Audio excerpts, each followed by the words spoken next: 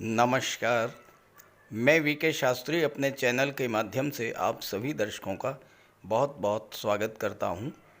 आज के वीडियो में हम बात करेंगे सिंह राशि के जातकों के लिए मई 2024 किन किन खुशियों की सौगात लेकर आ रहा है, क्या रहेगी ग्रहों की स्थिति और हम क्या कर सकते हैं ग्रहों को अपने अनुकूल करने के लिए।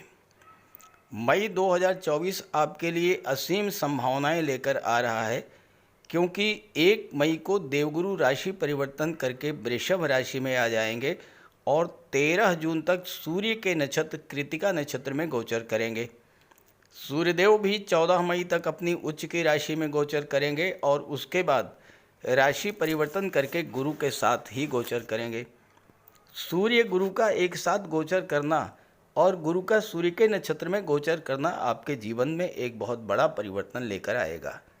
इसके अलावा दैत्य गुरु शुक्र भी 19 मई को स्वराशि वृषभ राशि में गोचर कर जाएंगे और आपके लिए धन का भंडार लेकर आएंगे, क्योंकि कुछ जातकों की कुंडली में मालव्य राजयोग बनाएंगे और कुछ जातकों की कुंडली में विपरीत राजयोग बनाएंगे। महत्वपूर्ण बात यह है कि आपकी कुंडली में मई में 7 बड़े राजयोग बन रहे हैं, जिन पर आगे चर्चा करेंगे।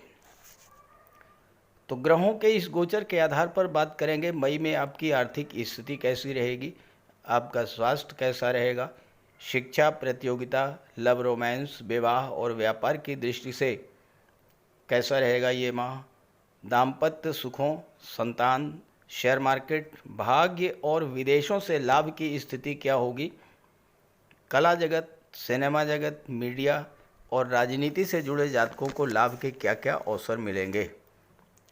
ये विश्लेषण आपकी चंद्र राशि के आधार पर किया जा रहा है, यानी चंद्रमा आपकी जन्म कुंडली में जिस राशि में गोचर कर रहे हैं वही आपकी चंद्र राशि होगी और उसी के आधार पर आपको इस वीडियो को समझना है।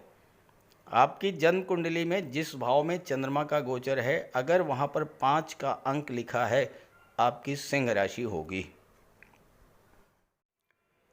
तो यह है सिंह राशि के जातकों की मई 2024 की गोचर कुंडली। देखिए, एक होती है जन्म कुंडली। जन्म कुंडली में आपका प्रारब्ध लिखा होता है, जीवन में कौन कौन सी घटनाएं कब कब घटित होंगी, इसका विचार जन्म कुंडली से किया जाता है। और दूसरी होती है गोचर कुंडली, जिसमें वर्तमान में ग्रहों के गोचर के आधार पर क्या क्या घटनाएं घटित होंगी, इसका विचार किया जाता है। तो आपके सामने है सिंह राशि के जातकों की गोचर कुंडली। आप समझते हैं ग्रह स्थितियों को। मई के महीने में 4 बड़े परिवर्तन होने जा रहे हैं आपकी कुंडली में और 7 बड़े राजयोग बनेंगे। देखिए, पहला जो परिवर्तन है वो देवगुरु बृहस्पति का है। देवगुरु बृहस्पति राशि परिवर्तन करके वृषभ राशि में आपकी कुंडली के दशम भाव में गोचर करेंगे। शुक्र 19 मई को राशि परिवर्तन करके दशम भाव में आ जाएंगे। सूर्य 14 मई को राशि परिवर्तन करके दशम भाव में आ जाएंगे और दशम भाव में गुरु शुक्र सूर्य का त्रिग्रही योग बनेगा। अष्टम भाव में मंगल राहु के साथ बुध का गोचर है।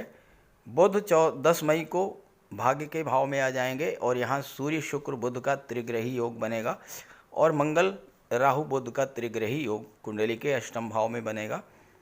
शनि सप्तम में है और केतु धन के भाव में गोचर कर रहे हैं।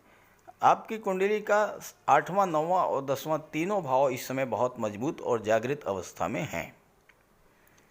अब राजयोगों की बात की जाए तो सबसे बड़ा राजयोग तो शुक्र के द्वारा बनाया जा रहा है। 19 मई को जैसे ही शुक्र यहाँ पर आएंगे तो मालव्य राजयोग बनाएंगे। इसके अलावा शुक्र और गुरु का गज लक्ष्मी राजयोग बनेगा। भाग्य के भाव में सूर्य और बुध का बुधादित्य राजयोग बनेगा। शनि आपकी कुंडली के सप्तम भाव में दिग्बली भी हैं और शश राजयोग बना रहे हैं। देवगुरु आपकी कुंडली में पंचम के स्वामी होकर के, एक त्रिकोण के स्वामी होकर के केंद्र के भाव में गोचर कर रहे हैं। तो देवगुरु स्वयं में केंद्र त्रिकोण राजयोग बना रहे हैं। इसके अलावा आपकी कुंडली में सूर्य दशम भाव में दिग्बली होते हैं और नवम भाव में अपनी उच्च की राशि में गोचर कर रहे हैं। साथ ही साथ इस समय तीन भाव में त्रिग्रही राजयोग बन रहा है, त्रिग्रही योग बन रहा है और इसका विशेष फल आपको प्राप्त होगा। तो आइए अब इसके प्रभाव को समझते हैं। मई के महीने में जो सबसे बड़ा परिवर्तन होगा वो होगा आपकी आर्थिक स्थिति में। केतु आपकी कुंडली में धन के भाव में गोचर कर रहे हैं और जब से केतु धन के भाव में आए हैं, धन के भाव में केतु को अच्छा नहीं माना जाता है। आप अपने ऊपर एक बहुत बड़ा आर्थिक दबाव महसूस कर रहे थे। आर्थिक स्थिति आपकी बहुत अच्छी नहीं थी, लेकिन मई के महीने में बुध अष्टम भाव में जब तक रहेंगे आपकी आर्थिक स्थिति में परिवर्तन होना शुरू हो जाएगा। चूँकि लाभ के स्वामी हैं, आपकी इनकम में परिवर्तन होना शुरू हो जाएगा, आपकी इनकम में वृद्धि होने लगेगी। और 10 मई को जब बुध नवम भाव में आ जाएंगे, भाग्य के भाव में, तो भाग्य अचानक से चमक उठेगा, क्योंकि सूर्य के साथ बुधादित्य राजयोग बनेगा, शुक्र के साथ लक्ष्मी नारायण योग बनेगा भाग्य के भाव में। भाग्य का भाव पूरी तरह से जब जागृत होगा तो आपको धन का लाभ मिलना शुरू हो जाएगा और आपकी आर्थिक स्थिति में बहुत बड़ा सुधार देखने को मिलेगा, क्योंकि बुध भाग्य भाव में हैं, लाभ के स्वामी हैं और धन के स्वामी हैं। लाभ के स्वामी का, धन के स्वामी का भाग्य भाव में गोचर करना ये संकेत दे रहा है कि आपकी आर्थिक स्थिति में एक बहुत बड़ा परिवर्तन होने जा रहा है। और राहु आपके कुंडली के अष्टम भाव में गोचर करते हुए विदेश भाव पर दृष्टि डालेंगे। राहु विदेशों के कारक होते हैं। इस समय आपको विदेशी व्यापार से बहुत अधिक धन की प्राप्ति होगी, क्योंकि बुध जो हैं वो व्यापार के कारक हैं और आपके लाभ और धन के स्वामी हैं। तो इस समय आपको व्यापार के क्षेत्र से बहुत अच्छा धन प्राप्त होगा। और चूंकि शनि सप्तम भाव में हैं, बुध के मित्र हैं और सप्तम भाव व्यापार का होता है, तो जो जातक रियल एस्टेट से जुड़े हैं या प्रॉपर्टी डीलिंग का कार्य करते हैं, किसी तरह के निर्माण कार्य से जुड़े हैं, ऑटोमोबाइल के क्षेत्र से जुड़े हुए हैं, बिल्डर हैं, आर्किटेक्ट हैं, ट्रांसपोर्ट टूरिज्म के क्षेत्र से, ऐसे सभी जातकों के लिए इस समय धन प्राप्ति के नए नए अवसर प्राप्त होंगे। देवगुरु बृहस्पति जो कि आपकी राशि के स्वामी के मित्र हैं, इस समय बहुत मजबूत स्थिति में हैं, क्योंकि केंद्र के भाव में हैं और सूर्य के नक्षत्र कृतिका नक्षत्र में गोचर कर रहे हैं। और 14 मई के साथ सूर्य और गुरु एक साथ गोचर करेंगे और सूर्य दशम भाव में दिग्बली होते हैं। गुरु पंचम के स्वामी हैं। पंचम भाव का स्वामी जब दशम भाव में गोचर करता है तो वो समय कैरियर के लिए अत्यंत अनुकूल होता है। नए नए अपॉर्चुनिटीज़ मिलेंगी आपको, नए नए अवसर मिलेंगे, कुछ मौके तो ऐसे मिलेंगे जिनकी आपने कल्पना भी नहीं की होगी।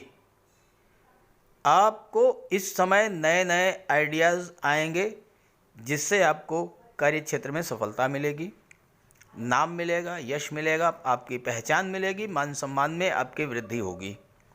हालांकि गुरु अष्टम के भी स्वामी हैं, तो अष्टम के स्वामी होना तो अच्छा नहीं है, क्योंकि 8वां भाव अचानक से ऐसे रिजल्ट देता है जिसकी आपने कल्पना भी नहीं की होगी। तो कार्य क्षेत्र में अचानक से कई परिवर्तन होंगे, अप डाउन की स्थिति बनेगी और इसीलिए आपको बदलती हुई परिस्थितियों के अनुसार ढलने के लिए हमेशा तैयार भी रहना होगा।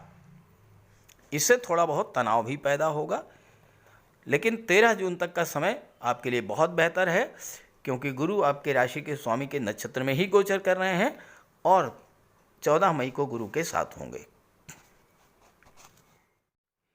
देवगुरु को 3 दृष्टियां प्राप्त हैं, पंचम, सप्तम और नवम। और गुरु की दृष्टि में अमृत होता है। गुरु जिस भाव पर दृष्टि डालते हैं उस भाव को गंगा जल की तरह पवित्र कर देते हैं, उस भाव के प्रभाव में कई गुना वृद्धि कर देते हैं। गुरु की दृष्टि धन के भाव पर पड़ेगी तो फाइनेंशियल मैटर्स के लिए समय बहुत बेहतर है। धन का संचय भी होगा और आप धन का निवेश भी करेंगे।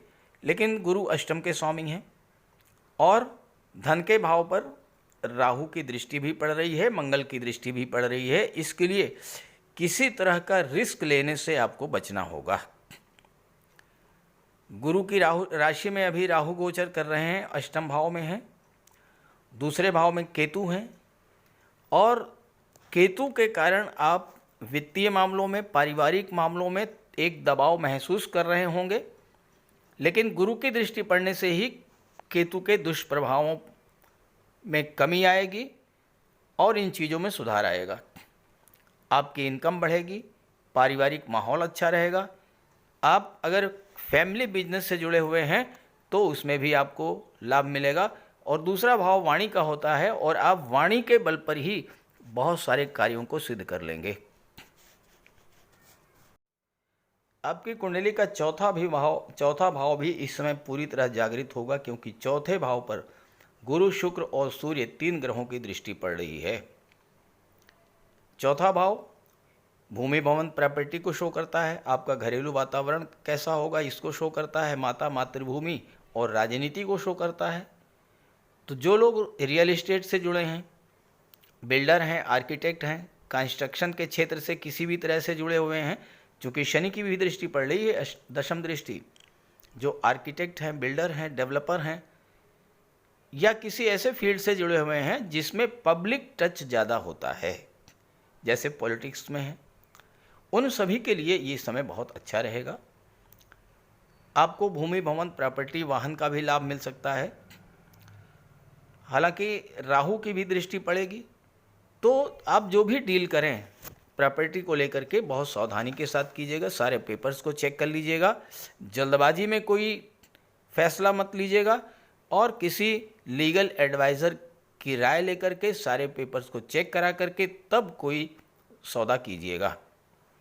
छात्रों के लिए भी समय बहुत बेहतर है। पढ़ाई पर फोकस बढ़ेगा, पढ़ाई में मन लगेगा।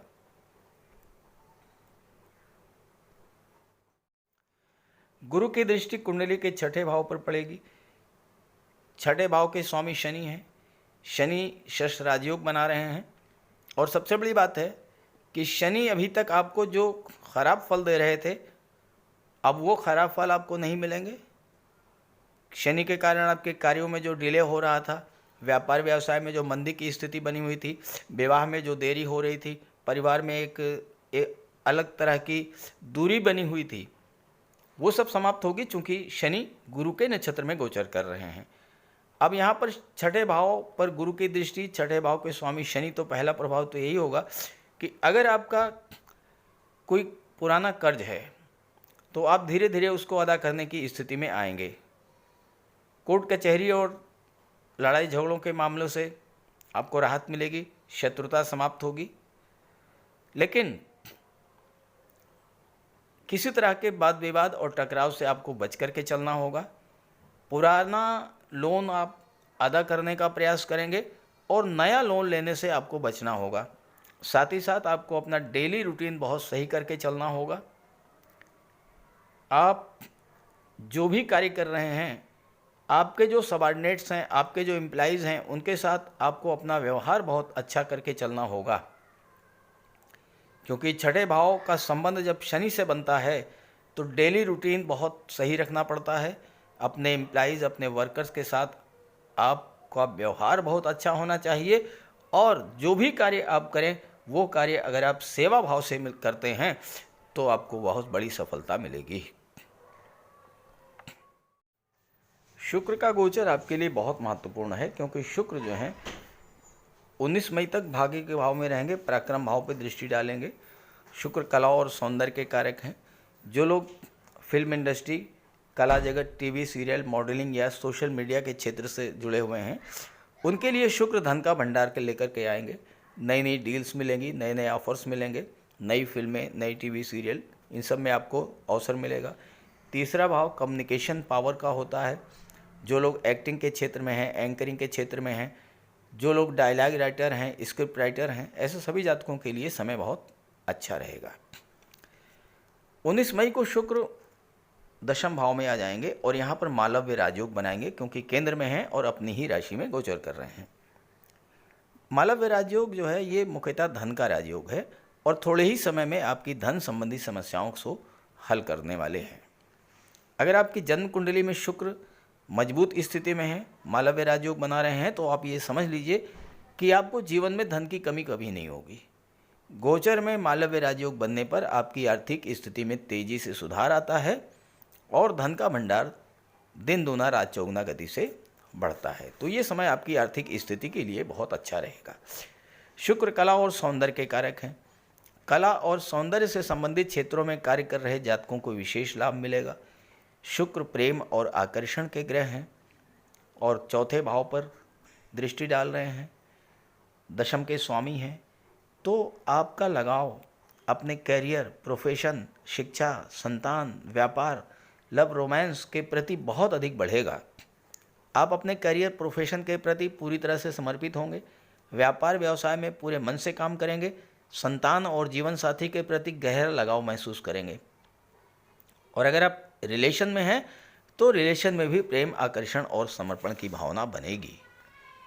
और अगर आपकी जन्म कुंडली में शुक्र मजबूत हुए तो गोचर में मालव्य राजयोग बनने पर आपको glamour industry, film industry, modelling, TV serial, TV anchoring, photography, videography के क्षेत्र में विशेष सफलता मिलेगी। शुक्र बुध के साथ हैं 19 मई तक। बुध एकादश के स्वामी हैं, जो कि आपकी इच्छा पूर्ति का भाव होता है। शुक्र आपके सपनों, आपकी इच्छाओं को रिप्रेजेंट करते हैं। मालव्य राजयोग बनने पर आपकी कोई पुरानी इच्छा पूरी हो सकती है।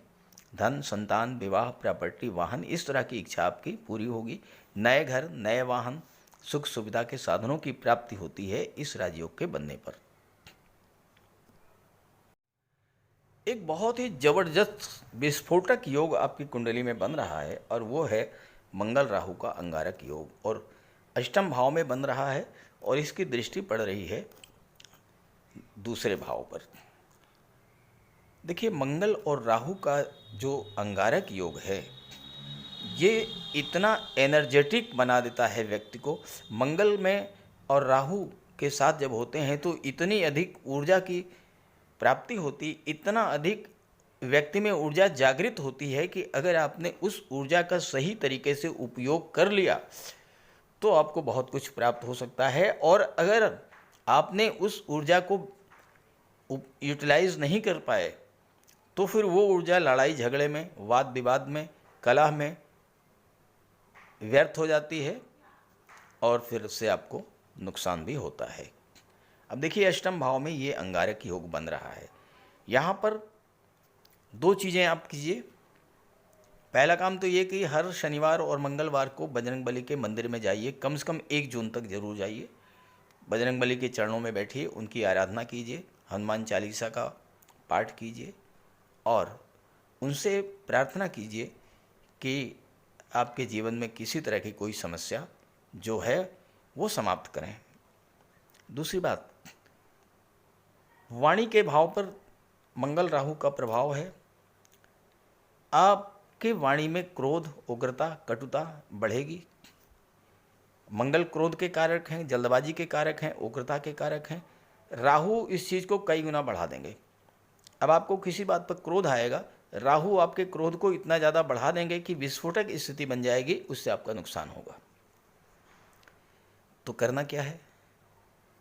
अगर आपने इसको नियंत्रण नहीं किया, आपके 11वें भाव पर मंगल की दृष्टि है, आपके रिलेशंस खराब होंगे, आपका जो सोशल सर्किल नेटवर्क है उससे आपके संबंध खराब होंगे, आपके पारिवारिक संबंध खराब होंगे, भाई बहनों से, मित्रों से, पड़ोसियों से आपके संबंध खराब होंगे, स्वास्थ्य आपका खराब होगा और मानसिक तनाव के कारण हो सकता है कि कोई चोट चपेट, एक्सीडेंट की घटना भी घटित हो जाए। तो क्या करें? जब भी आपको क्रोध आए, जब भी आपका मन अशांत हो, जब भी आप तनावग्रस्त हों, आप जहाँ भी हों, चाहे आप ऑफिस में हों, चाहे घर में हों, बैठ जाइए शांति से, 1 गिलास जल से भर कर के अपने सामने रख लीजिए, बजरंगबली का ध्यान कीजिए, हनुमान चालीसा का पाठ शुरू कीजिए। जब पाठ समाप्त हो जाए उस जल को ग्रहण कर लीजिए। इससे क्या होगा? मन आपका शांत हो जाएगा, क्रोध शांत हो जाएगा, जल्दबाजी में जो कोई गलत फैसला आप लेने वाले थे वो समय टल जाएगा और आप सही फैसला ले पाएंगे। तो इस तरह से अगर आपने इस सावधानी का ध्यान रखा, इन उपायों का ध्यान किया, तो तो मई का महीना आपके लिए ज़बरदस्त लाभ लेने वाला महीना है। इस गोचर का लाभ उठाएं और अपने साथियों मित्रों को भी ये वीडियो ज़रूर शेयर करें।